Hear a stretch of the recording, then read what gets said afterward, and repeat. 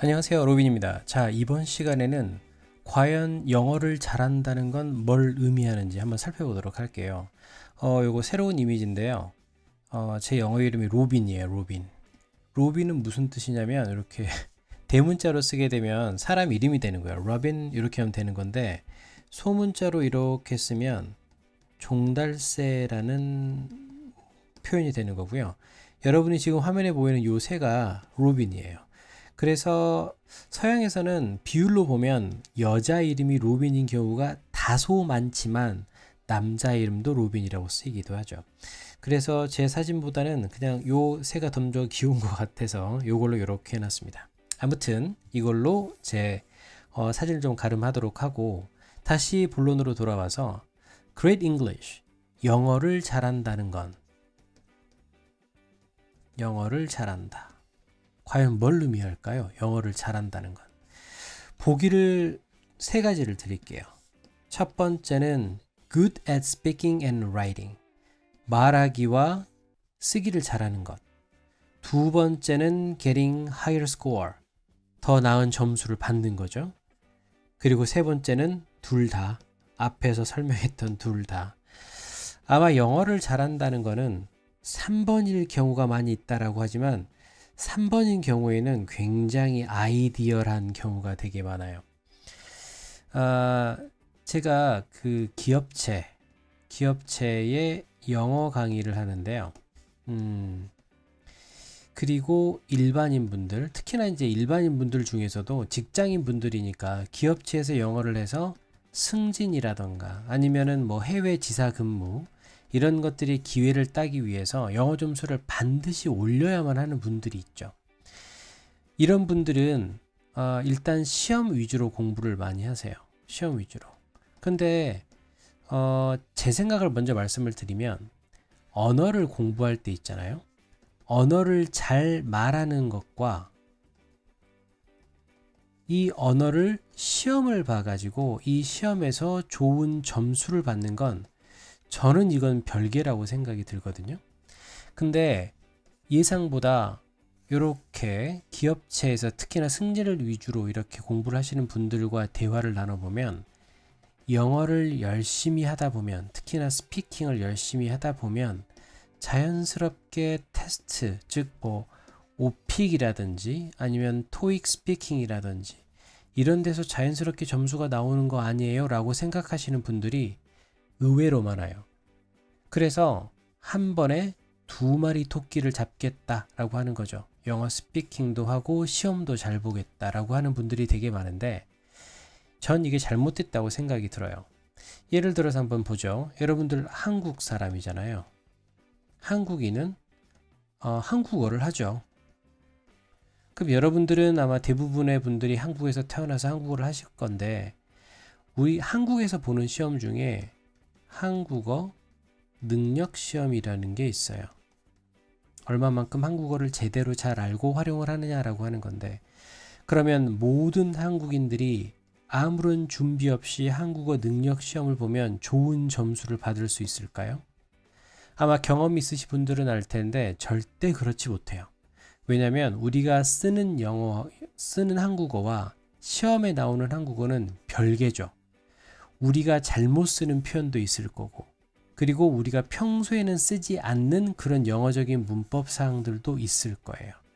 이런 것들을 인지하지 못한 채로 한국어를 쓰다가 그게 과연 맞는 표현인지 틀린 표현인지를 한번 맞춰봐라 라고 하게 되면 별도로 공부를 하지 않고서는 한국어 능력 시험에서 고득점하기는 상당히 어려운 거예요.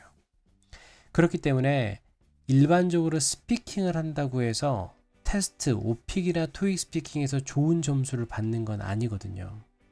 그러면 첫 번째를 선택하셨던 분들은 스피킹과 라이팅, 보통 초등 혹은 유아, 뭐 영어 유치원이 되겠죠. 이런 곳에서는 보통 첫 번째에 많이 초점을 맞추죠. 그래서 많은 초등학교 선생님들 그리고 유아를 지도하고 계신 선생님들은 정말 일이 많고 정말 부지런하고 하루에도 몇 번씩 새로운 놀이를 많이 생각하세요. 어떻게 하면 재미있게 아이들에게 스피킹과 라이팅을 가르칠 수 있을까라고. 굉장히 창의력을 바탕으로 해서 지도하려고 많은 애를 쓰시죠. 이게 중고등학교까지 발전이 되는 것도 되게 좋은 거예요.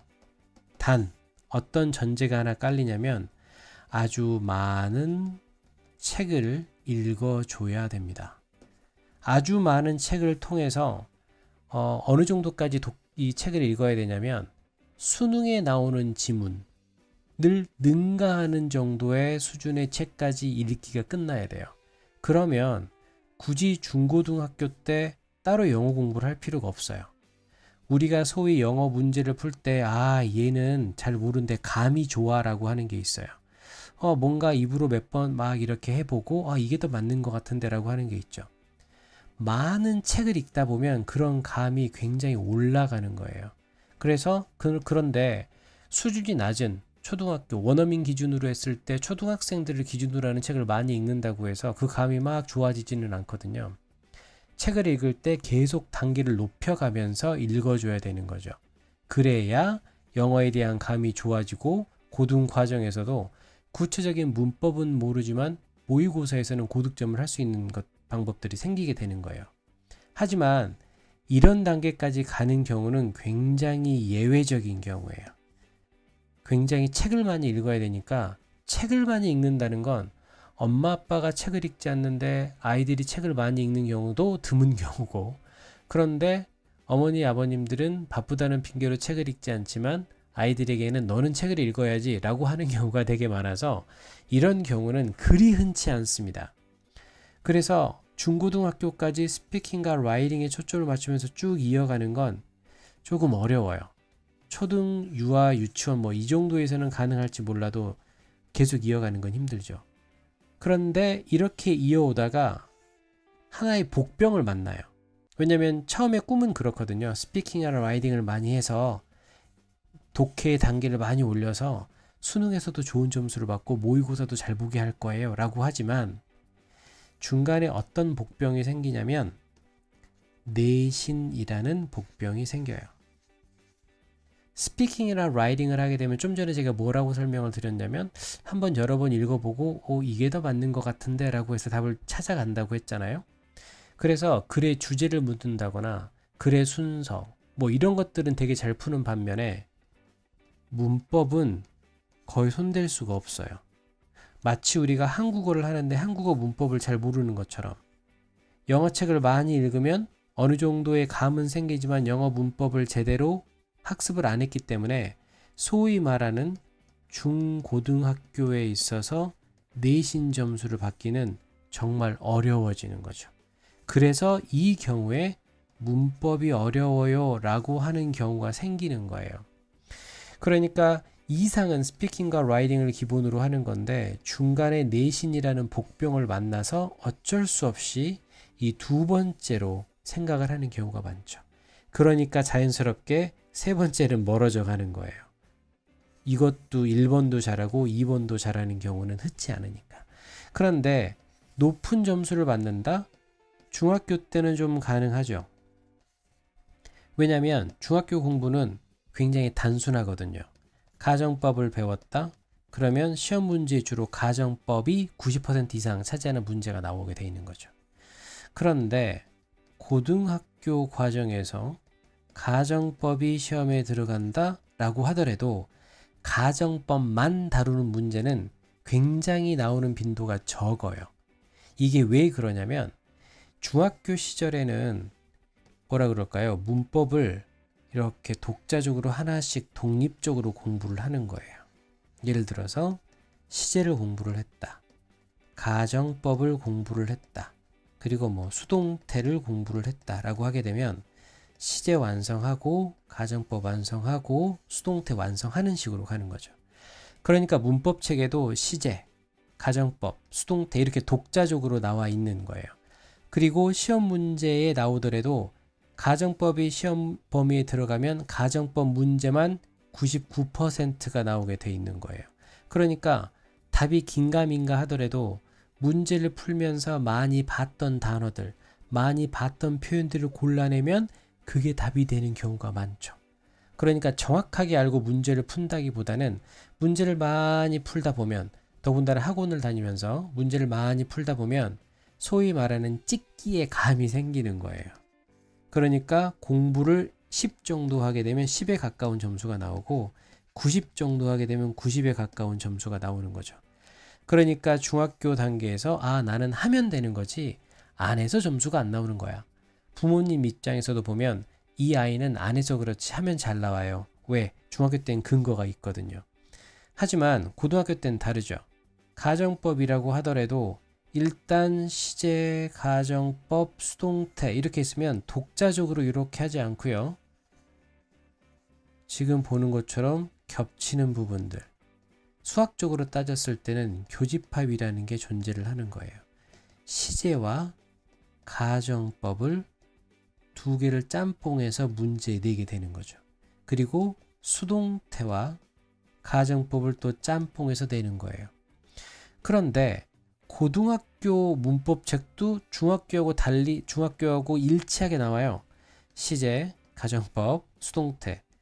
시험 문제 자체는 이렇게 교집합에 초점을 맞춘 문제가 나오는데 최소한 두 개의 문법이 포함된 문장이 시험에 나오는데 교재라던가 아니면 뭐 강의를 하는 것들도 다 나눠서 나오죠. 시제 따로, 가정법 따로, 수동태 따로.